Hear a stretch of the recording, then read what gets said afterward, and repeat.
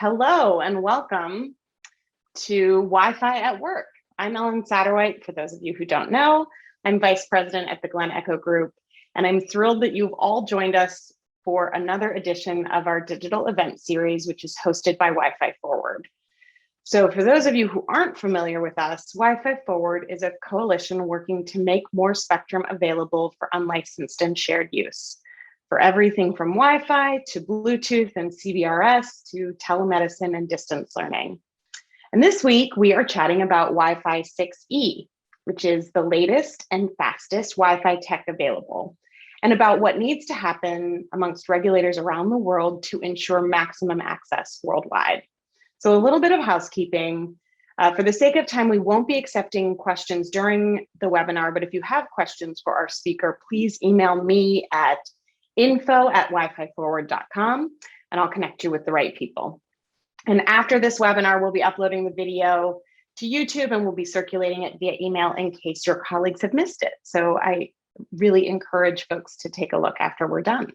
But now I'd like to turn our attention to today's topic. It's almost become silly for me to say this every time we have an event, but we are connecting more and more things to Wi-Fi. And even just this weekend, I was shopping for an air filter that will connect to Wi-Fi so I can monitor the air quality in my house from my iPhone. And I already have a TV, a Roku, a few speakers, a digital assistant, and all of the things that I'm supposed to be using for work using my Wi-Fi network. So for years, we've been talking about the need for additional spectrum, not just to meet current demand, but to give future innovations room to run. And thankfully, last year, the FCC here in the United States decided to make 1,200 megahertz of brand new spectrum available for shared Wi-Fi use in the 6 gigahertz band.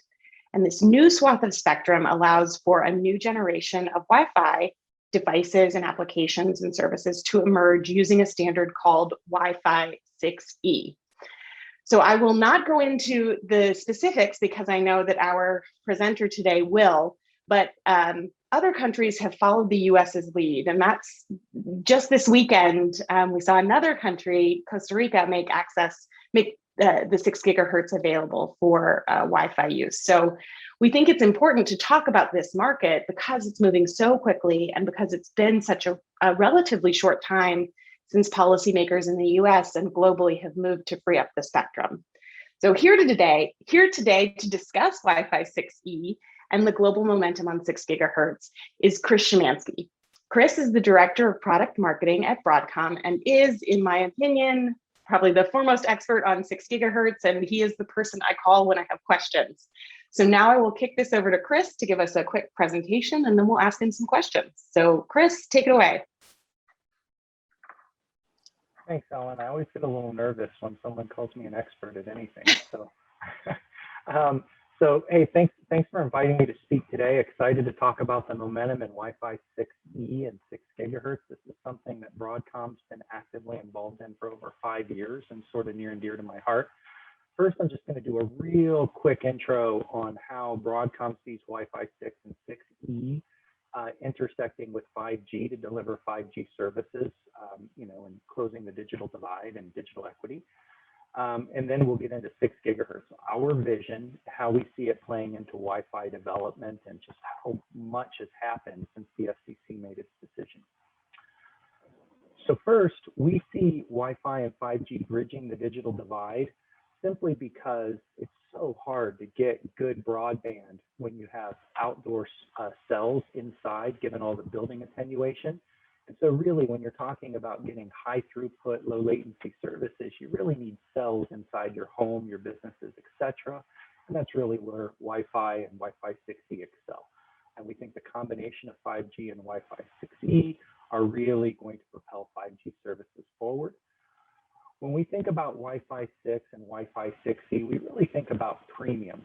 Lots was done in the Wi-Fi 6 standard to make it more durable and predictable and make it easier for multiple users.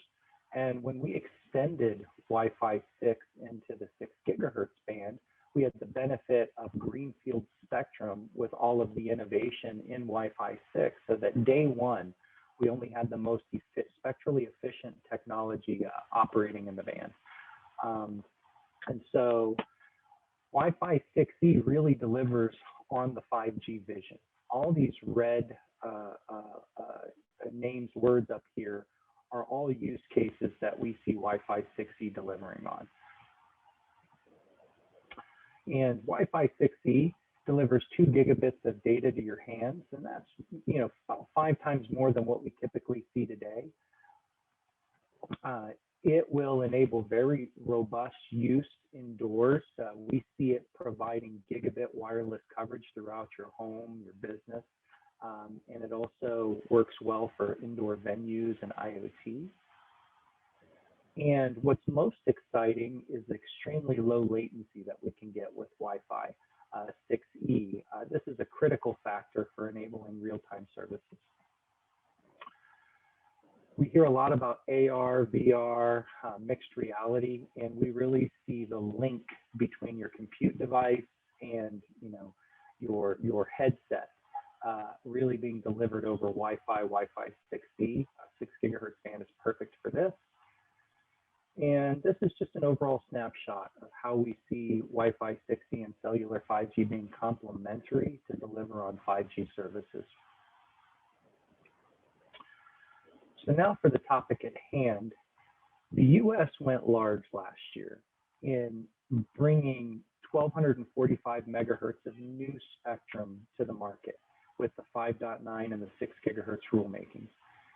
And industry has been incredibly active since that momentous decision. What you see here is, go back a little. What you see here first is the FCC made its decision in April, and certification rules were in effect about in December. And yet Samsung, with just a couple of months, was able to somehow launch the Galaxy S21 Ultra with Wi-Fi 6E. Normally, handset manufacturers want the certification done 6 months, 9 months before going to market. And so this just showed, Samsung's intense focus and interest in the 6 gigahertz band. There were quite a few announcements at CES 2021, and probably one of the most disruptive things that I've seen is Samsung and LGE installing Wi-Fi 6E in their 8K QLED TVs. Why is this so disruptive? Well, typically TVs would be 2, 3, 4 years behind smartphones in adopting the latest and greatest Wi-Fi. But the Samsung and LG saw the value proposition so intensely that they launched with 6E. And then most recently, Samsung launched a Galaxy Book driven by Intel Wi-Fi 6E. And so what we're seeing is manufacturers that are looking for high quality of service, 4K, 8K viewing, really see the value in the 6 gigahertz band. Wi-Fi Alliance, I believe, has close to 30 devices that have obtained a Wi-Fi 6E certification, and following the FCC database and seeing sort of on a weekly basis new devices come in. So the market is kicking up very, very quickly.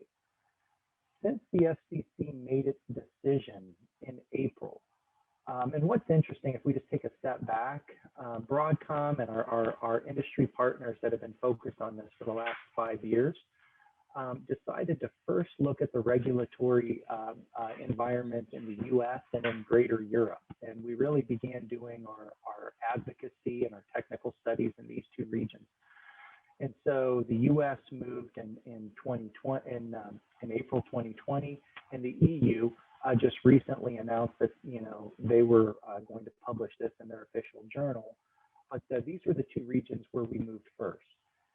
Since then, you've seen just rapid uptick globally.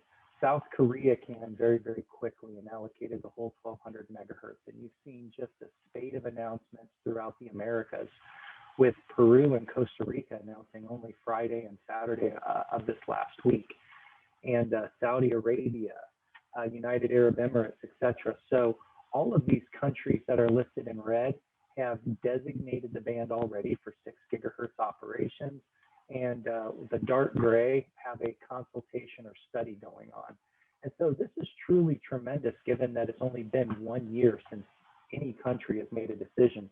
I've been tracking World Economic Forum data, and what I'm seeing here is that about 30% of the world's economy has already opened the entire 6 gigahertz band, all 1200 megahertz, and about 42% of the world's economy has either opened the entire 6 gigahertz band or contemplating it. And if you were looking at opening up a portion or opening up the entire band, over 50% of the world's economy has opened up the band. So, countries around the world are seeing the value proposition following the U.S. Leadership here and European leadership. And we're just seeing a rapid uptick beyond anything sort of my wildest expectations. So what have we got in the United States? Well, when we think about the success metrics for Wi-Fi and 6 gigahertz and this momentous decision that the FCC made, they enabled wide channels. Broadcom's been looking to see that broadband coverage that you're getting in the home extend wirelessly to all the portions, all the corners of your home, and we can do that now with 6 gigahertz. Immersive experiences in telemedicine and education. Indoor, we can do that now in 6 gigahertz. What's missing?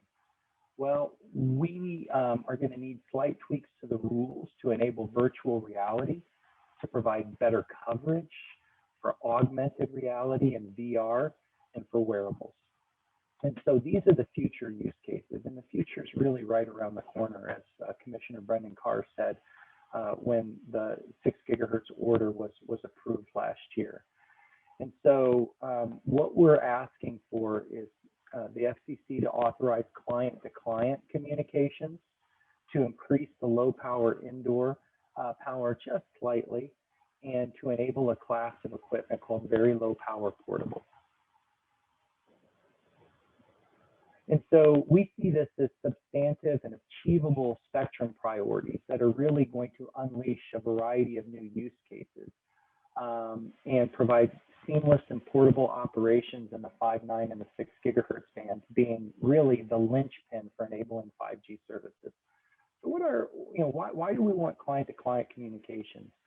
Well, we want client-to-client communications for very immersive, watching a soccer game or a football game in your living room and being immersed in a stadium.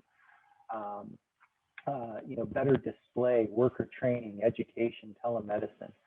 Very low power portable operations, really the glue. Wherever I am, I could have augmented reality glasses. I could share a file after going on vacation.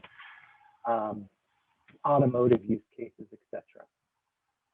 And then we're looking for slightly more power for indoor operations to keep the price point down for broadband connectivity. It's important that we can limit the number of access points in a home, and based upon our technical studies, we can do that with just a slight increase in power. So we see 6 gigahertz ushering the next decade in of Wi-Fi. Here we are at 2021, and Wi-Fi 7 is already right around the corner. And very excited about all of the innovation that's going to come from Wi-Fi 7. And frankly, countries that haven't opened up the 6 gigahertz band aren't really going to derive the true benefit of Wi-Fi 7. Most of the innovation is happening in the 6 gigahertz band. 6 gigahertz band is going to lead to over 5 gigabits per second to your palms using really wide channels, even lower latency and even better robustness. So the experience you get when using Wi-Fi 7 will be very close to what you see on the box of your router. The peak to average ratio will be very, very close. We'll be able to provide optimal performance. So that's it for my talk, and I'm happy, Ellen, to turn it back over to you. Great. Well, Chris, I always like hearing what is interesting to you, and the TV. You mentioned this to me when we were prepping for this, but the TV as a kind of new market and what's exciting device makers, that was particularly an insight for me. And you know, do you think you think we'll see more of those? You're on mute. Yes, I do. Right, I see. Yeah. You know, 8K streaming. Who's going to shell out the cash for a digitally immersive experience on a massive TV? And if it, you know, clogs, it's delayed. Yeah. You know, freezing. And so, you know, it's just the fact of the matter is the world is going wireless. Mm-hmm. And so to deliver on the promise of 8K, I think this is going to be necessary. I think you're going to see it in gaming systems. And so, yeah, it's sort of upended how we see this type of technology rolled out. Interesting. Well, so I do want to, I noticed you've given the FCC props for taking, you know, a massive step forward with making the full 6 gigahertz band available for Wi-Fi. Do you also talk about some tweaks? And I think it would be useful if you talk a little bit more about client to client, VLP, and low power indoors, like put those in context for us a little bit. Sure. I think the simplest way to think about client to client, first of all, is you have an access point and you have two people with a smartphone. Let's just picture you're in an airport and we're traveling again. You know, we've gotten 2020 and 2021 behind us, and we're going to one of my favorite destinations, Costa Rica, right here. Here's a mug in honor of their decision, right? And so we just got done rappelling down a waterfall, and we're coming back. We're saying, what a killer vacation. And I took uncompressed video with my smartphone that has 3 cameras on the back, right? I might have a gigabit worth of data in just 60 seconds. If I were going to transfer that through infrastructure, I might catch my flight tomorrow. I'm not going to do it while I'm queued up in line. With client-to-client communications, I can transfer that video to you so rapidly. And so this is not going to be, it's not going to be a panoply. It's not going to meet every use case. But when you want to transfer something directly to someone else, or you want to make a very high throughput link, it's good to avoid the infrastructure. You don't want to clog down that infrastructure, and you don't want to be metered. If someone else is provisioning service over that, and you're metered, you know, to 10 megabits per second or 20 megabits per second. And so that's when client to client would be awesome, right? For the FCC, we've recommended very common sense rules that wouldn't add any more interference, and it's something that we think that they could enable this year, and Americans could enjoy doing client to client with a GS21 Ultra. Pick one up, wow. Right? Or with one of these, you know, Samsung laptops that have been enabled by Intel, right? With very low power portable operations, imagine your smartphone connected to your car wirelessly, and all of a sudden your heads-up display has a really high rendered image. You have a map, or imagine I'm talking to you right now, and I just, you know, my brain just kind of goes off into la la land, like, you know, oh, this is Ellen Satterwhite. You met her in 2011, and her favorite color is blah. You know, and you can actually have that come up on your display, right? So pretty cool, worker training, other things, right? But if you've got a gigabit per second, Ellen, what are you going to do with it on a smartphone? I've got this tiny screen right here. You know, I don't know if my virtual background is going to show it, but, you know, I've got this tiny screen right here. I mean, what's the value for consumers if I can just open up a file a little bit faster? But if I can create a distributed network and create an immersive 360-degree experience, that's pretty cool, right? And that's what Broadcom's working on. For 8 dBm per megahertz, and I know I just said the dreaded 8 dBm per megahertz. I apologize, Ellen. You know, but which is slightly higher power, we can cost-effectively blanket your home with high throughput you know, Wi-Fi. Right now, the FCC, I think, did a great job with its rules, but it was slightly conservative in providing the power for low power indoor. And I think this was you know, it was widely recognized by the commissioners in their speeches. And, you know, and so they wanted to get us rolling, and indeed they did, right?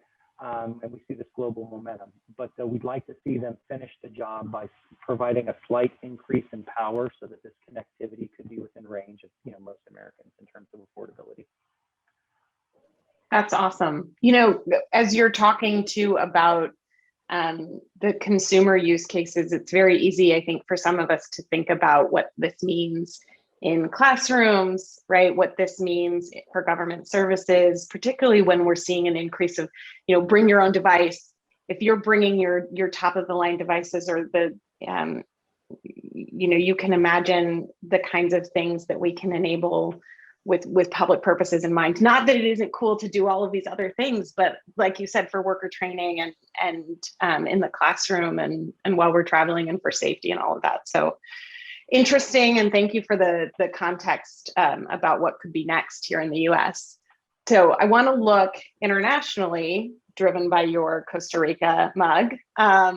There are a lot of proceedings and consultations going on. I thought that map was really helpful.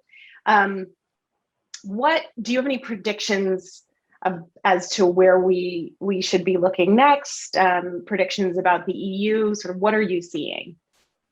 Yeah, so the EU is very interesting just because it's a huge common market, right? Mm-hmm. So with 27 member states and then EU adherence, it's a way that you can tackle a market that's even larger than the US when they decided to move forward. And the EU is part of an even bigger block. And I'm going to use jargon again, I apologize, but there's this group called the CEPT, and that's 48 countries. So it's kind of like the EU, Baltics, Nordic countries, former Soviet Union, so this big block. And they did all of these technical studies. So with the EU, there's forced implementation. So all of these member states will have to implement by, I think by November or December of this year. With CEPT, which is this additional block of countries beyond the EU, it's voluntary. But we expect many of these other countries to implement, right? And so it's on their roadmap. With Saudi Arabia announcing in the Middle East and their importance in their regional leadership, we expect to see quite a lot more there, like Qatar and United Arab Emirates had already moved, but I think Qatar, I think Egypt will move quickly. I think in Asia, you're going to see other countries beginning to follow South Korea's leadership, and what leadership for their manufacturers. I mean, come on. With Samsung and LGE kind of understanding the value, being able to test this stuff, they got a huge leg up. And so I think Japanese manufacturers are going to want to see that, right? I mean, I think where is Sony in deploying some of this stuff? And so I think you're going to see other electronics manufacturers looking to their countries to kind of follow the tracks that the U.S. and Korea and other countries have laid. That's great. I think also, if you have a crystal ball, just let us know. We'll make some investments. And just kidding to the federal agencies listening. We're just kidding. Let's talk. We just have a few minutes left. I really, I ask people to talk about Wi-Fi as a 5G technology. We hear a lot about 5G, and particularly lately in the context of digital equity. And I wonder if you could talk about Broadcom's perspective on Wi-Fi and why it's important, and particularly Wi-Fi 6E as this super fast, multiple device enabling technology, why that's important to 5G experiences. Sure, Ellen, thanks for the question. So first, Broadcom has a very broad view on 5G services because of where we're positioned in the marketplace. We make switches for data centers. We make backhaul, fiber connection, DOCSIS. I don't know if you were watching, but Comcast just did a proof of concept with Broadcom's DOCSIS 4.0, and they showed over 4 gigabits per second to your home. Okay, so we know from Cisco VNI that everybody is connecting wirelessly, whether it's cellular, whether it's Wi-Fi. And so if you're going to, be lucky enough to be in coverage of a gigabit per second, or soon 10 gigabits per second, if Comcast and Charter have their way, then aren't you going to want that, in the palm of your hands, right? Won't Google and Facebook and Apple and all these big OEMs delivering these services say, oh, okay, I can reliably get a consumer 2 gigabits per second and 5 millisecond latency. Ellen, we're going to see a whole kind of revolution in how people engage with the internet. And what that does for Broadcom, I mean, honestly, we're making the switches. So we expect the data centers to upgrade. We expect people to upgrade their backhaul. We expect higher grade set-top boxes. And so, we're looking to cure sort of the bottleneck, fix the bottleneck. And for years, the bottleneck was Wi-Fi. There'd been no new spectrum allocation since 2003.